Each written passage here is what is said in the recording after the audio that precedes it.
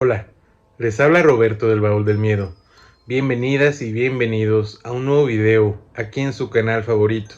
El día de hoy les traigo una edición definitiva que ya tenía mucho tiempo teniendo ganas de compartir con ustedes, ya que es un tema muy interesante y es la relación que hay entre la música y el ocultismo. Evidentemente sabemos de muchos grupos, bandas, artistas que han tenido relaciones o nexos, ya sea muy notorios o ocultos, con todo este tipo de temas. Así que el día de hoy vamos a hablar de los casos más famosos, tales como ciertas maldiciones de cantantes que se han cumplido o cuestiones que invitan a pensar qué hay más allá de las letras o inspiraciones que surgen en estos artistas. Así que el día de hoy les traigo ese tema y además les traigo una dinámica bastante divertida, y es que, como bien saben, las ediciones definitivas son de videos de episodios más bien que ya han salido previamente. Y este episodio tiene como dos partes muy padres, que primero es esta que les voy a subir, que es la relación entre la música y el ocultismo. Y además en Spotify van a poder encontrar un episodio que es exclusivamente de ahí, de esa plataforma. Pero lo interesante y bastante aterrador es que van a poder encontrar canciones que tienen historias u orígenes muy aterradores y perturbadores. Entonces va a ser como si fuera una especie de radio, ¿no? Ustedes, si tienen Spotify Premium, vayan, busquen El Baúl del Miedo y busquen este episodio que se llama Terror en la Radio. Ahí van a poder encontrar canciones y posteriormente cuál es el origen de esta. Entonces pues ese episodio va a poder complementar este video para darle más dinamismo y que puedan conocer muchos más casos. Pero bueno, ya fue una muy larga introducción. Agradecerles también porque ya casi llegamos a los 700 suscriptores. No olviden suscribirse a todas nuestras redes sociales. Estamos en Instagram como @el baúl del miedo oficial, en Facebook como El Baúl del Miedo, en YouTube como El Baúl del Miedo Investigación Paranormal y en todas las plataformas de podcast como El Baúl del Miedo. Sin más que decirles, vamos allá. Bienvenidos a El Baúl del Miedo. Buenas tardes a todos, bienvenidos al podcast número 12 de su podcast favorito, El Baúl del Miedo. Ahora sí, después de unas vacaciones, está con nosotros de nuevo nuestro coconductor favorito, Abel. Hola, ¿qué tal a todos? Buenas tardes, un placer estar de vuelta aquí en el podcast del Baúl del Miedo. Y pues bueno, hoy una tarde más donde nos reunimos para platicarles sobre temas que nos gustan y poder compartirles lo que ustedes nos piden que hagamos en este su programa favorito. Así que el tema que vamos a tocar el día de hoy es la relación que existe entre la música y el ocultismo. ¿Qué sabes tú acerca de esto, Abel? Pues hay muchas como cosas que he leído en internet sobre eso, ya que sea desde que hay músicos que hacen como pactos con el diablo y cosas así para todo lo que llegan a tener, que son fama y dinero, hasta cosas como ya más pues más profundas se puede decir, porque son como cuestiones que se ven en los proyectos musicales de bastantes personas. Pues muy bien, vamos a empezar a hablar acerca de este tema. ¿Qué tanto está relacionada la música con el ocultismo o las prácticas mágicas?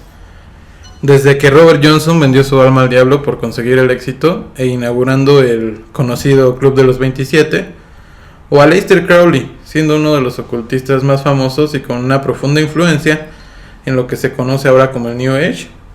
E incluso a los 20 años de su muerte, como dato curioso, los Beatles sacaron un disco llamado Sgt. Pepper, en donde salía en la portada, así como muchos temas de este estilo que iremos tocando esta noche. Y para entrar en materia, pues Abel nos va a hablar un poco acerca de Crowley. Pues lo que hemos estado investigando para hacer su programa favorito, pues nos metimos primero a investigar sobre él de una manera en la que pues no sabíamos tanto el impacto que había tenido llegar, sino lo buscamos a él y ya de ahí empezamos a tener otras conexiones con estos personajes. Por ejemplo, era conocido también como un profeta, como poeta y espía. Dicen que también era alquimista porque le gustaba practicar ese deporte. Incluso para la revista BBC fue uno de los 100 británicos más importantes del siglo XX, pero en realidad hay muchos rumores en los que él se involucra debido a que sus relaciones sociales abarcaban demasiadas personas en el espectáculo, la música y hasta en la política. Pues sí, realmente fue un personaje multifacético y que, como mencionas, tiene una gran influencia dentro de muchísimas personalidades. Y tú nos vas a hablar acerca de una que tiene con un músico conocido. Sí, pues casualmente mi banda favorita desde pequeño ha sido Led Zeppelin. Y pues apenas en esta época, se puede decir, ya a mis 20 años, pues me puse más a investigar sobre esta banda y tiene datos muy curiosos. Por ejemplo, Jimmy Page, que es el guitarrista y uno de los fundadores de la banda, era muy fanático de lo que era toda la filosofía telema de Aleister Crowley, que involucraba hasta los mismos miembros de la banda para hacer algunos rituales y eso ahora sí que les dio lo que ellos querían, que al final de cuentas pues fue llegar a ser legendarios, ¿no? Pues tiene solos que los consideran los solos mejores de la historia. Y pues como cosas así, por ejemplo, hay un mito en el que una vez estaban de gira por Grecia Led Zeppelin y Jimmy Page quiso ir a la isla de Sicilia, que es uno de los lugares donde vivió Aleister Crowley, y así ahí practicaba sus ritos y hacía clases de rituales que tienen que ver como con su filosofía. Entonces, mientras Jimmy Page fue a hacer un ritual allá, Robert Plant casi tiene un accidente mortal con su familia, en la que literal se destrozó el carro, y fue muy sorprendente la manera en la que sobrevivieron y cosas así. Pues tienen muchos datos interesantes. Igual tú nos puedes platicar de otras bandas que igual hemos encontrado.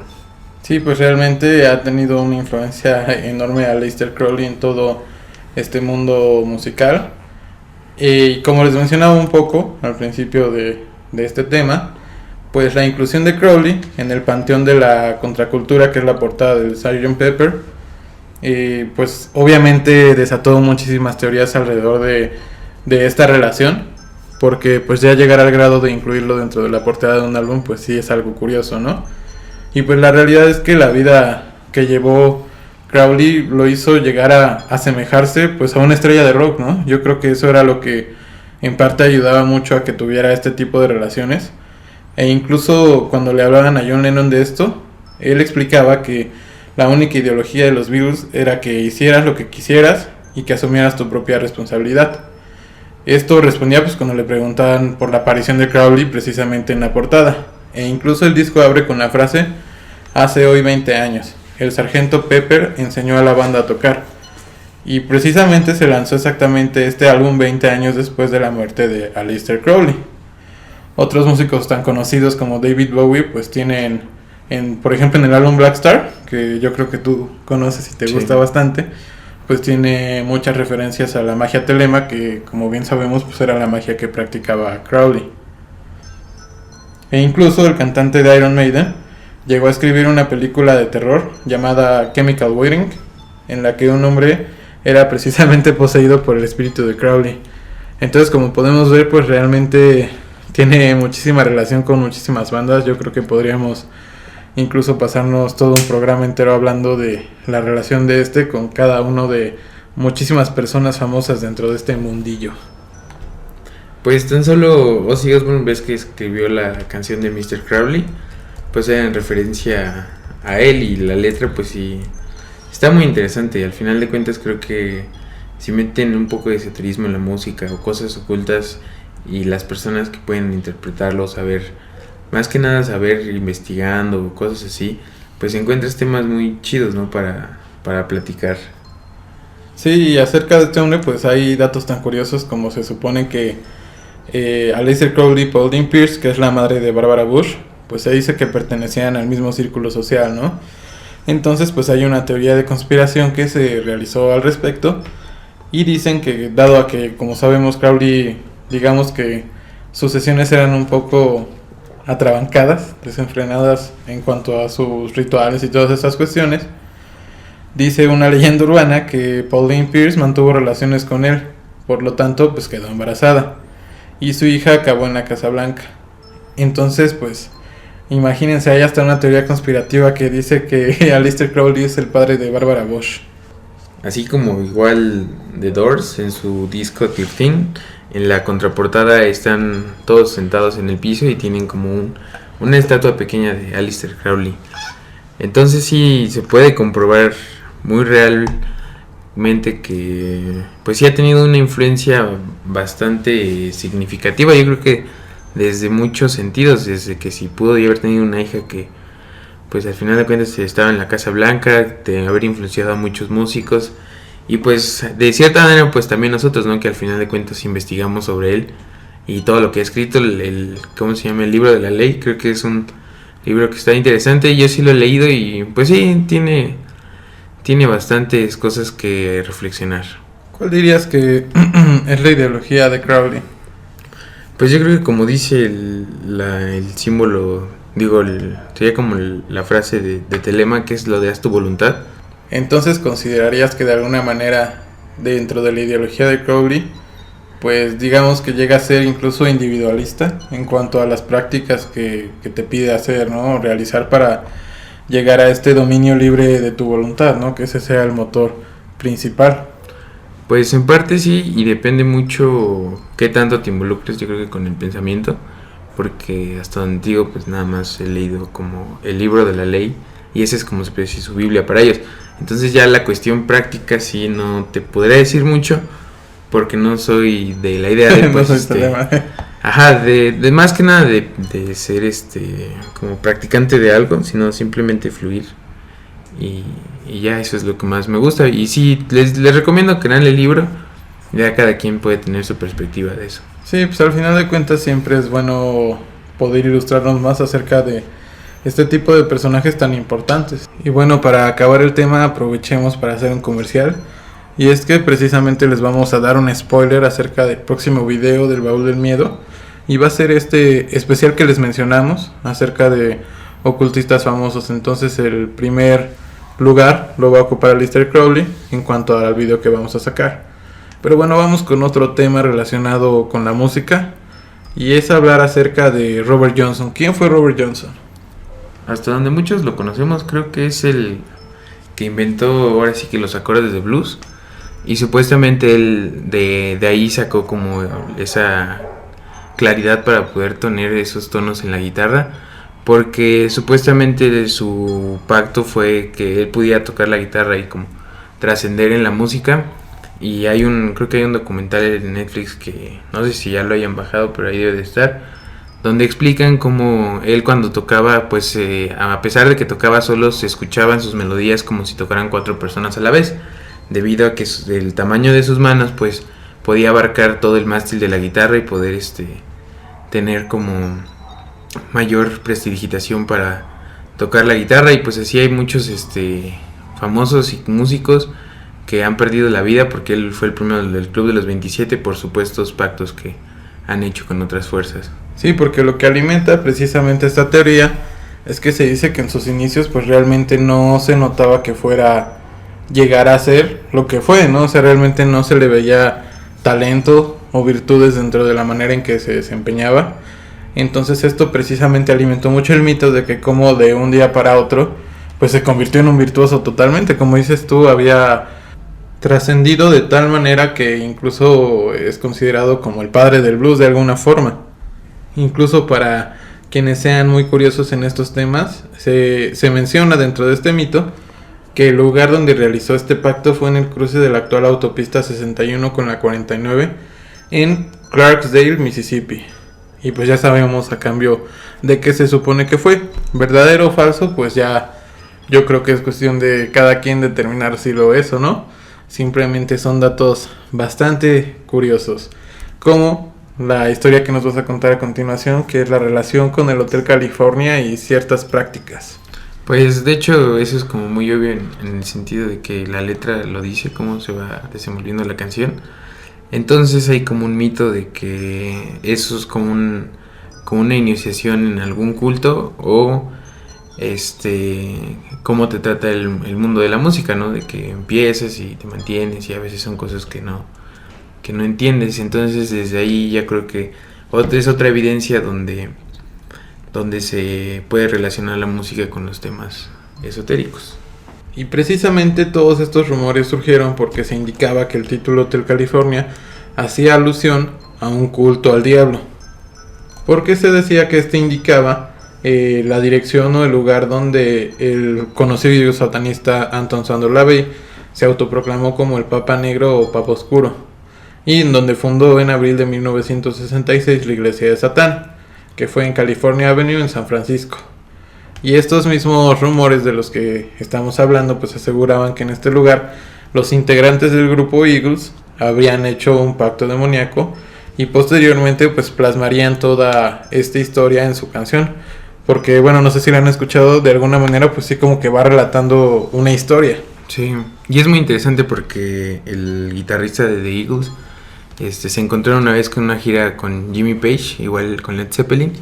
Entonces intercambiaron, como que pues estuvieron, yo creo que en el backstage platicando y así, y Jimmy Page le compró una guitarra a él, que era de las primeras dos de guitarras que eran dobles con 12 cuerdas y 6. Entonces desde ahí como que empezaron a tener más conexión, y pues hasta la fecha todavía Jimmy Page sigue utilizando esa guitarra para poder pues componer algunas de sus canciones, que yo creo que ya no ha de hacer. Y pues sí, precisamente para seguir ahondando más en este tema, te voy a describir un poco de la historia que podemos llegar a encontrar dentro de su letra. Y se dice que la letra de este tema, que fue escrita por Don Henley, nos habla acerca de un hombre que llega pues, al misterioso Hotel California, que incluso se menciona en la canción como que podría ser el cielo o el infierno. Allí pues es recibido por una mujer, que para muchos pues aquí hacen alusión a que piensan que es una sacerdotisa, que es la que va a iniciar a estos recién llegados, digamos que a la iglesia de Satán, que es precisamente donde se supone que está el lugar. Pero pues también nos dicen que este forastero pues no es el primero en llegar ahí, porque empieza a escuchar unas voces dentro de los pasillos que digamos que parece hasta una misteriosa congregación, ¿no? Porque son voces extrañas, y esta sacerdotisa le dice que son prisioneros allí por su propia voluntad, o sea que no están a fuerzas, ¿no? Por así decirlo. Más adelante estas mismas voces lo despertan a la medianoche para que participe en una especie de ceremonia. El hombre contempla un ritual de sacrificio donde se usan cuchillos acerados, pero el sacrificio pues no se logra llevar a cabo porque no se puede matar a la bestia. Todas estas partes que estamos recalcando pues son las partes que, digamos que, las partes álgidas que nos dan a interpretar esta historia. Así que obviamente el forastero, impresionado por todo lo que ha visto, pues se echa a correr, ¿no? Hacia la puerta para intentar escapar de este lugar. Sin embargo, se dice que un hombre de la noche le dice unas enigmáticas palabras que lo dejan totalmente frío. Dice: puedes cancelar tu reservación cuando quieras, pero no puedes marcharte nunca. ¿Cómo ves? A ver, esto es muy interesante, ¿no? Sí. Creo que nunca había analizado con ese sentido tanto la canción, y sí, pues eso es increíble, ¿no? Porque la melodía es suena súper bien, son puros acordes como que entran en una muy buena armonía, y la canción pues tiene un profundo significado aparte. Y precisamente las dos frases, digamos que hay dos frases en específico de esta letra que nos pueden dar más a notar esa relación, ¿no? En la parte en la que dice "This could be heaven or this could be hell", que ya la mencionamos, que esto puede ser el cielo, puede ser el infierno, se dice que si se reproducía en sentido inverso, decía una frase bastante perturbadora: sí, Satán, ¿cómo organizó su propia religión? Sí, él sabe bien que lo haría, qué maravilla. Como les decimos, pues estas son suposiciones, pero pues quién quita, ¿no? Podrían intentarlo si tienen el disco y alguna manera de invertir el sonido, pues ver si este último dato pues es real. Hablando de otro tema igual bastante interesante, ¿sabían que existía una relación entre Charles Manson y los Beach Boys? Obviamente estoy seguro que han escuchado hablar de los Beach Boys, fue una banda bastante famosa. Y habiendo pasado ya tantos años después de los macabros hechos ocurridos en cuanto a los crímenes de Charles Manson, que realmente fue un tema que cimbró a todo el mundo por lo sanguinario que fueron, e incluso si quieren saber más, pues no voy a ahondar mucho en eso, pero si quieren saber la historia completa de Charles Manson y sus asesinatos, pues pueden acudir a la página de YouTube del Baúl del Miedo, donde hay 2 videos como de 15 minutos cada uno, en donde explico así toda la historia acerca de esto. Pero bueno, vamos al punto, que es la relación que había con los Beach Boys, esta banda norteamericana. Y se dice que Mike Love, uno de los integrantes del grupo, formado en 1961, escribió recientemente un libro en el cual nos va a contar detalles acerca de todos los años que estuvo formando parte de este conjunto. E incluso pues va a lo que es el tema, que es explicar la relación que tuvo otro miembro de la banda, que es Dennis Wilson, que era el baterista, con Charles Manson. Se dice que incluso fue hasta su ex compañero de habitación. Obviamente después de los múltiples crímenes ocurridos, la vida del baterista Wilson se convirtió en un infierno debido a que realmente sí era bastante conocida la relación que tenía con él. Incluso cuenta la historia que se supone que en una parranda, Dennis Wilson pues salió en su coche, estaba recorriendo la carretera para llegar a su destino, y en el camino pues dos mujeres le pidieron aventón. Él aceptó, y estas mujeres empezaron a hablarle acerca de Charles Manson. Le dijeron que era un gran líder, porque en ese tiempo pues era considerado un gurú por las ideas que tenía de alguna manera. Entonces pues Wilson se le hizo muy interesante y quiso conocer a este sujeto. Pacta con ellas una reunión con Charles Manson, y de ahí se desenvuelve una relación que duró bastantes años y que obviamente terminó de manera trágica para ambas partes, porque al final incluso ellos tuvieron que admitir, dicen, ni Denise, ni yo, ni nadie asociado con los Beach Boys tenía idea de que Manson estuviera involucrado en estos asesinatos, porque pues sí, la relación con la banda era bastante profunda. Pero ¿qué piensas tú acerca de esto, Abe?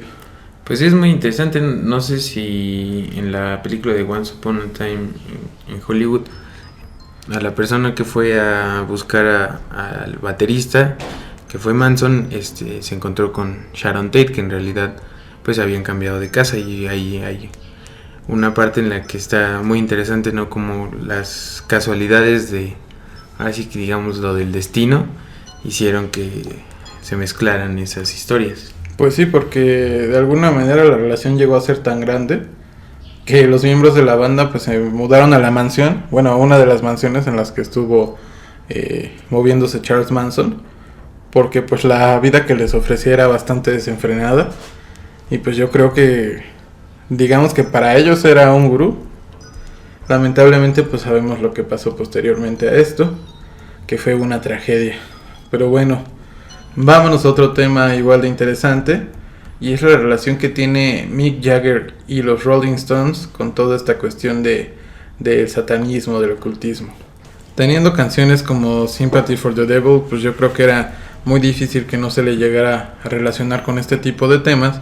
Y pues es que obviamente hay muchos mitos en torno a la relación del rock con el satanismo, porque hay personas que creen que canciones como Sopa de Cabeza de Cabra fue grabada por los Rolling Stones mediante un ritual de vudú, pero pues realmente para los músicos en este tiempo la concepción del diablo no era la que pues mucha gente podría llegar a pensar, ¿no?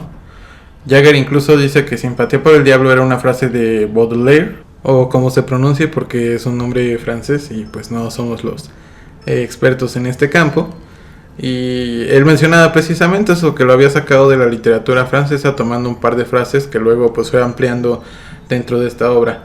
Por lo tanto, pues no, chavos, no trata acerca de ninguna criatura maligna el tema, sino que habla de darle la vuelta a las cosas, ya que en ese tiempo pues todo se reducía a las drogas, al sexo, a la bebida, y precisamente Mick Jagger decía que esto era, digamos, que explorar del otro lado de la mente. Pero también dice Mick Jagger que abandonarse es algo que puede ser pues sumamente peligroso, especialmente cuando empiezas a usar drogas, y pues yo creo que tú también sabes cómo era la vida de este tipo de rockstars, ¿no? Pues sí, yo creo que lo más locochón que se podía vivir en esa época, y aparte eran como 70, 60, entonces pues sí, la época sí prestaba para hacer este tipo de cosas que pues al final de cuentas creo que la vida de rockstar, que siempre se aspiró en un cierto colectivo, pues sí se ha dedicado al desenfreno en cosas por el estilo. Así como igual pues la canción trata de irse un poco al blues, al folclore, y más que nada pues el sueño norteamericano de tener como esos encuentros etéricos, se le puede decir, con ciertas entidades. Y pues ya para ahondar un poco más en el tema de lo que decíamos que era como puede ser un rito vudú, pues la canción sí tiene como que esas pequeñas, es decir, que notas, en el sentido de que ese sueño de encontrar con alguien que platique y te enseñe cosas que pues al final de cuentas pues te llevan a hacer otras cosas, porque ya lo vimos con las canciones pasadas, de que desde estos pactos o ritos que se hacían, pues tenían mucho significado con las cosas que se decían en la canción, o cómo sonaba también, me imagino. Y pues sí, obviamente los beneficiaba bastante este tipo de pactos, porque se dice que aumentaban su virtuosidad, como ya lo vimos con el caso de este bluesista tan famoso. Incluso para ahondar más en la cuestión de la parte del vudú en la canción de Simpatía por el Diablo, pues fue grabada en Londres en noviembre del año de 1968 para abrir precisamente su disco Banquete de Vagabundos.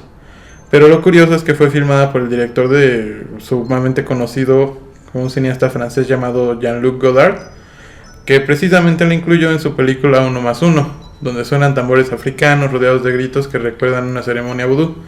Entonces es por eso que precisamente como que surgió esa teoría, ¿no? Pero pues realmente todo sucedió, digamos que sí sucedió en la realidad, pero no fue como la gente pensaba que había sido, simplemente fue la grabación de una película. Pues igual fíjate que pues los Rolling Stones sí tuvieron como una influencia en el ocultismo, gracias al director de cine norteamericano Kenneth Anger, que pues fue a vivirse un tiempo allá a Londres. Entonces mientras estuvo allá, pues él ya había escrito un libro que se llama El lado oscuro de la vida, y básicamente pues era como una descripción de toda la Babilonia que era Beverly Hills y cómo era el modo de vida. Entonces de ahí los Rolling Stones, pues al conocerlo, pues él les empezó a platicar un poco más de Aleister Crowley, y pues así les iba platicando a ellos como con todas las ideas que él tenía en su culto.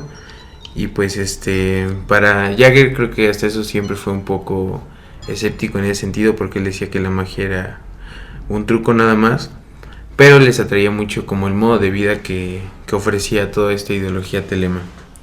Y pues bueno, cambiando un poco de tema, una de mis historias favoritas relacionadas con toda esta cuestión de la música y el ocultismo fue una que le ocurrió a la conocida banda de Mars Volta, que también es una de nuestras favoritas porque pues es dirigida por Omar Rodríguez López. Que bueno, platícanos un poco de Omar y ya sigo contando esta historia. Pues Omar es un músico de Puerto Rico que ha sido muy buen músico, a pesar de que él dice que no tuvo una formación musical como tal en forma. Pero yo creo que si quieren conocer mucho de su proyecto, sí, con que escuchen lo que tienen en Spotify, la verdad se los recomiendo mucho. Igual ha tenido colaboraciones con Jimena Sariñana y pues ha tenido una carrera musical, y aparte de que es director de cine, pues sí, sus ideas son muy, muy interesantes.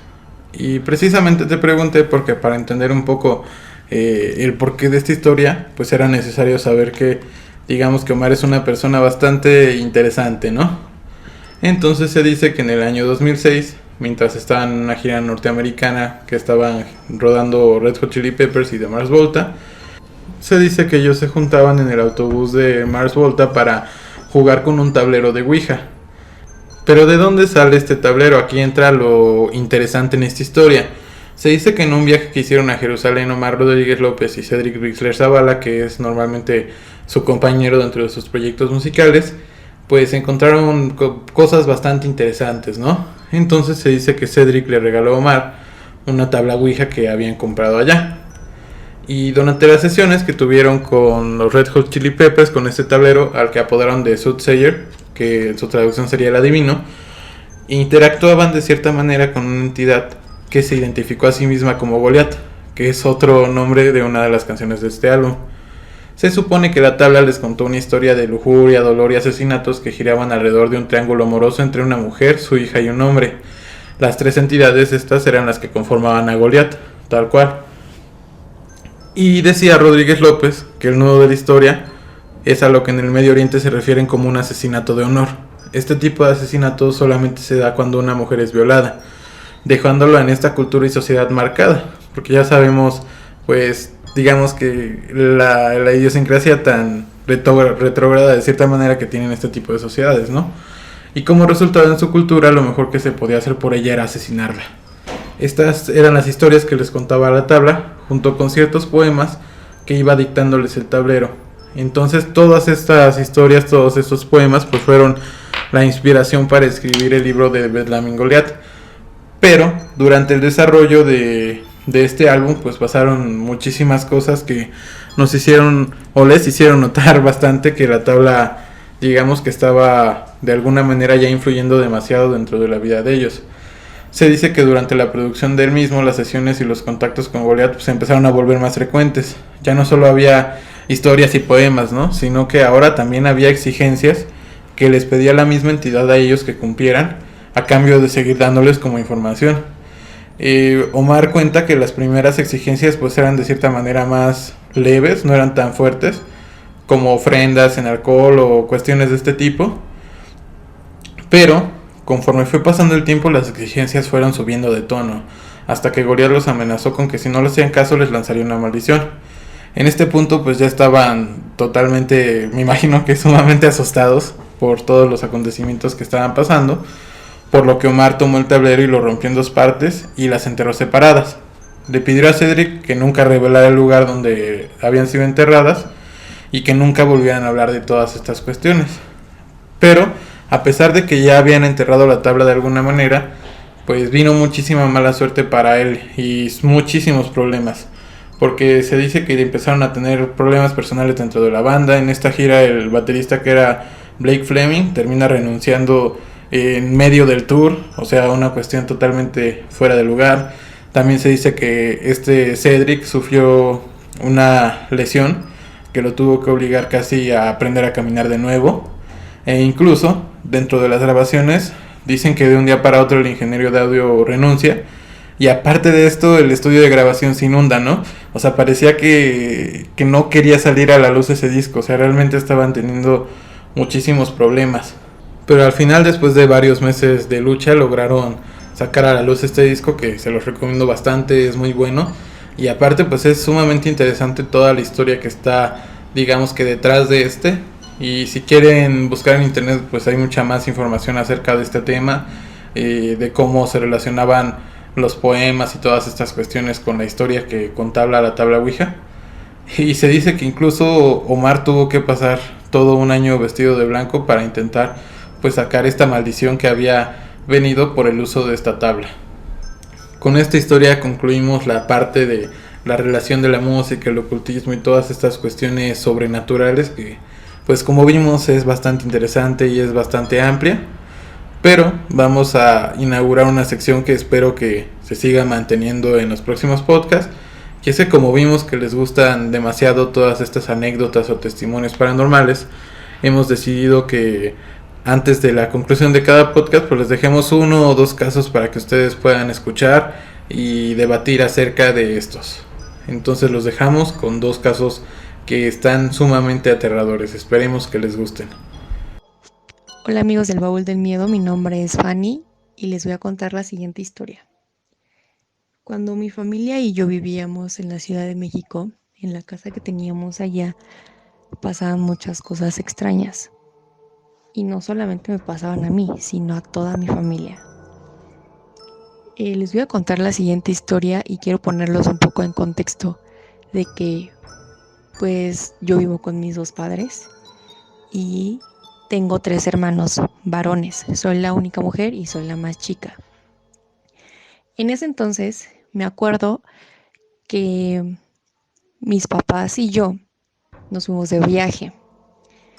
Y recuerdo perfectamente que al llegar de vacaciones llegamos pues a mi casa y llegamos un poco tarde, más o menos como a las 2 a.m. 3, no recuerdo muy bien, pero era demasiado tarde. Mi casa de allá se divide como en 3 partes. Está la cochera, después está el comedor y después le sigue la sala. Y del lado derecho está la cocina. Cuando yo entro a la casa, en el sillón yo veo una cabeza, pensando que era mi hermano el mayor. Como a él le encantaba el café y desde chiquita se me daba hacer cafés muy buenos, yo siempre que llegaba a la casa le preguntaba que si quería que le hiciera un café. Como buena hermana, ¿verdad? Entonces, pues yo vi la tele prendida de la sala, se veía la cabeza ahí como si estuviera alguien sentado. Y le dije, ya llegamos. ¿Quieres que te haga un café? Y perfectamente escuché que me dijo, sí, ya sabes cómo me gusta. Dije, ok, me metí a la cocina. Mis papás todavía no entraron a la casa porque estaban bajando todo el equipaje. Entonces yo me meto a la cocina y empiezo a preparar el café y pues yo me empiezo a hacer un sándwich porque traía hambre y demás, ¿no? Lo raro aquí fue que de repente sentí la mano de mi hermano, el mayor, y me dijo, ¿qué haces? Y le dije, te estoy haciendo tu café que me pediste. Yo no te pedí nada, me dice. Y pues yo me saqué de onda. Y le dije, ¿cómo no? O sea, si tú estabas ahí sentado en la sala, estaba la tele prendida, y me dijiste que sí querías un café. Y en eso me dice, yo acabo de llegar, yo no estaba sentado ahí.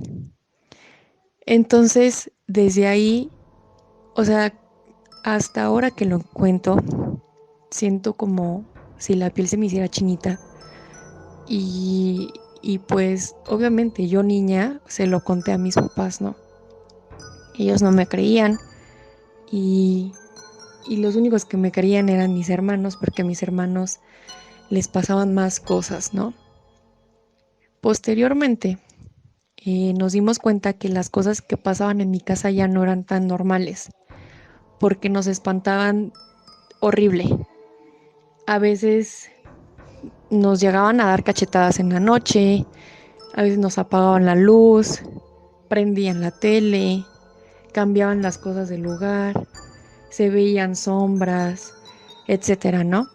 Y todos teníamos, eh, o sea, describíamos a esa persona cuando la veíamos, todos la describíamos de la misma forma, ¿no? Em, la última vez que le pasó algo muy extraño a mi hermano, el mayor, decidimos llevar a un padre a bendecir la casa porque ya no era normal lo que estaba pasando. Entonces el padre subió a todas las recámaras y pues eran bastantes porque pues realmente pues cada quien tendría su, su habitación y pues el padre pasaba por cada habitación a bendecir. Y en eso el padre preguntó, ¿ustedes tienen algún cráneo o algo que hayan sacado de algún cementerio? Y mi hermano, el más grande, dijo sí. Para esto, anteriormente mi hermano estudiaba eh, para ser dentista. Y en ese tiempo tenían que sacar como que los dientes de las personas pues que estaban enterradas, ¿no? En el cementerio.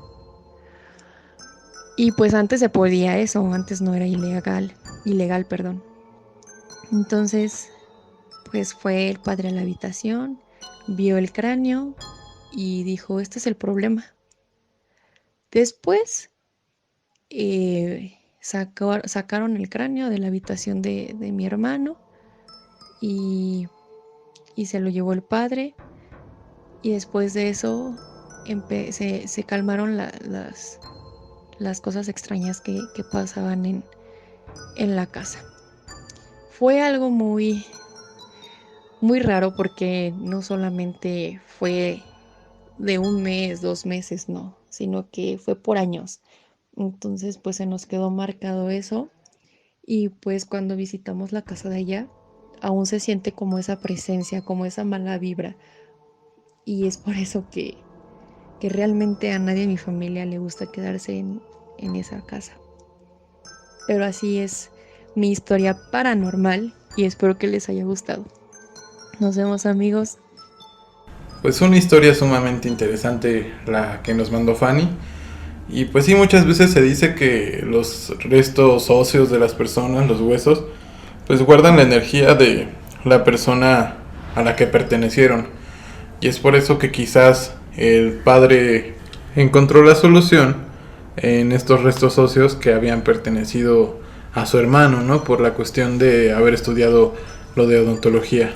Pero bueno, dime, ¿qué piensas tú acerca de este caso? Pues está muy interesante y como sí lo hemos mencionado en otros podcasts, que a veces los lugares sí tienen cierta como energía negativa o se siente muy pesadez, pues sí debe tener algo que está más allá de lo que podemos ver, ¿no? O por lo menos si las cosas que le pasan a ellos pues sí son muy continuas, y eso sí debe estar por preocuparse. ¿Qué harías tú si vieras un espectro de alguna manera? Como la primera parte que nos decía, ¿no? Que vio a una persona sentada en un sillón y al final resultó que pues nadie había sido. Sí, pues la verdad sí, pues sí me sacaría un poco de onda, ¿no? No sé cómo reaccionaría en ese momento, pero espero si no sea una vivencia que tenga yo que tener. Esperamos que no nos pase. Pero bueno, vamos con la siguiente historia. Hola amigos del Baúl del Miedo, yo soy Andrea y les quiero contar esta historia. Esto pasó en Querétaro, hace años, mi hermana vivía en Querétaro, ahí estudiaba.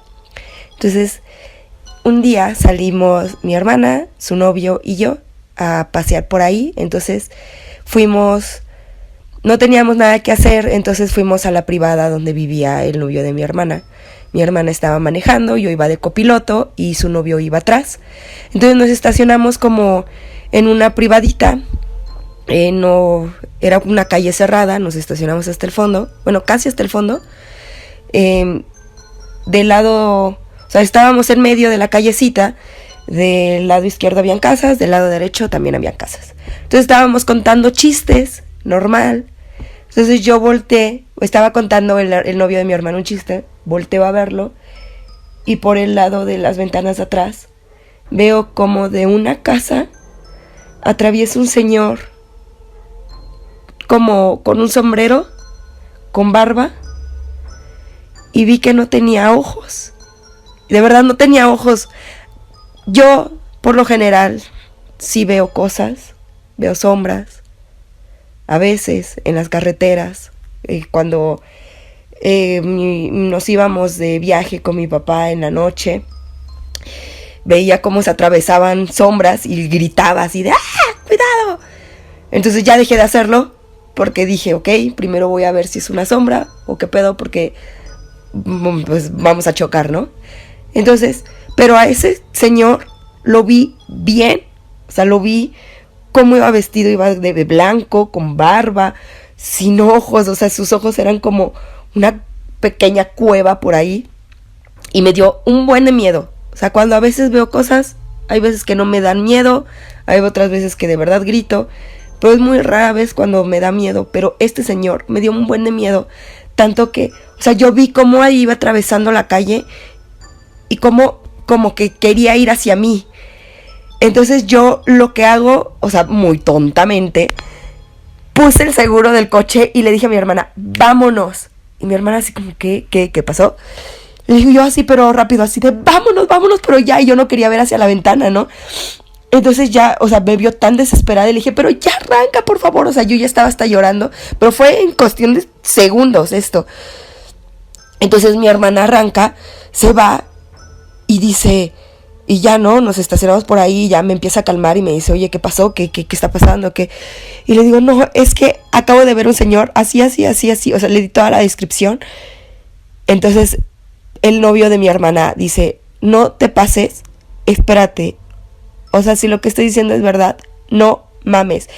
Y mi hermana así, ¿qué pasó? Me dice, y le dice el novio de mi hermana, es que hace unos meses un señor se suicidó ahí, se colgó.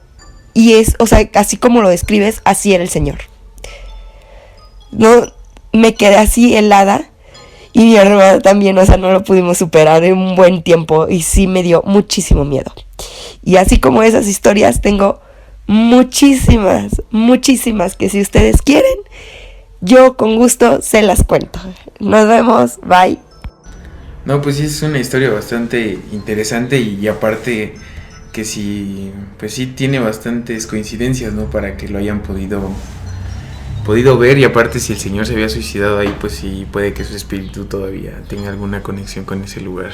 Pues sí, porque quién conoce, ¿no? Esas historias acerca de que hay fantasmas que se presentan en curvas, en tramos carreteros, donde pues suelen ser lugares muy solitarios y como bien mencionas tú, pues puede haber personas que hayan fallecido en este lugar cuya energía haya quedado ahí, pues sea la que provoque este tipo de fenómenos paranormales. Pero bueno, ha llegado la hora de despedirnos de este su podcast favorito, El Baúl del Miedo. Esperamos que les haya gustado bastante este capítulo número 12. Pero ¿qué tienes que decirnos, a ver? Pues muchas gracias a todos los que nos escuchan. De verdad es un gusto poder platicarles de los temas que a nosotros nos interesen. Esperen los nuevos videos con los ocultistas más relevantes de esta época y de las pasadas. Y pues gracias por seguir escuchándonos en su podcast del Baúl del Miedo, y nos escuchamos a la próxima. Gracias a todos por escucharnos y regalarnos lo más importante, que es su tiempo. Recuerden seguirnos en nuestras redes sociales. Estamos en Spotify y todas las plataformas de podcast como El Baúl del Miedo. En YouTube como El Baúl del Miedo Investigación Paranormal. También tenemos página en Facebook donde nos pueden encontrar como El Baúl del Miedo. Y por último, si quieren contactarnos para sugerir algún tema, mandarnos fotos, videos, está el correo de contacto, que es el baúl del miedo investigación @gmail.com. Muchas gracias.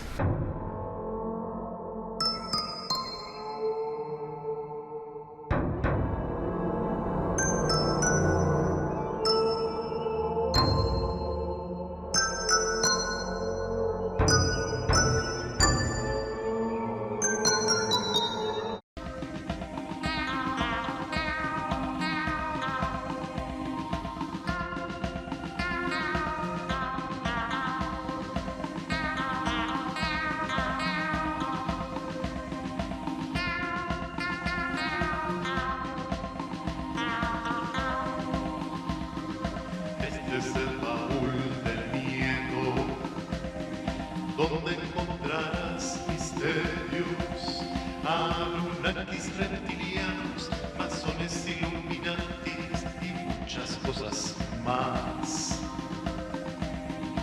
Este es el baúl del miedo, donde encontrarás misterios, anunnakis, reptilianos, masones, illuminatis y muchas cosas más. Ven a disfrutar del baúl del miedo. Ven a disfrutar del baúl del miedo. El baúl del